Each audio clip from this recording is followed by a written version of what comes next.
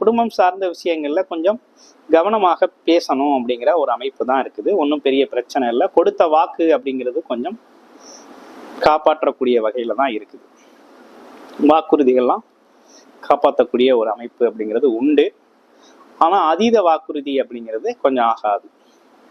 ஆமா, ஒரு கடும் சொல் அப்படிங்கிற ஒரு விஷயத்தெல்லாம் இந்த காலகட்டத்துல குடும்பத்துல உதிர்க்காம தவிர்த்துக்கணும் அப்படிங்கிற ஒரு அமைப்பு இருக்குது. முயற்சிகள் கொஞ்சம் பல மடங்கு எடுக்கணும் அப்படிங்கிற மாதிரி இருக்கும். பலவிதமான தொழில் வாய்ப்புகள், வேலை வாய்ப்புகள் இந்த காலகட்டத்துல அமையக்கூடிய அமைப்பு இருக்குது அப்படிங்கிறது தான் இருக்குது.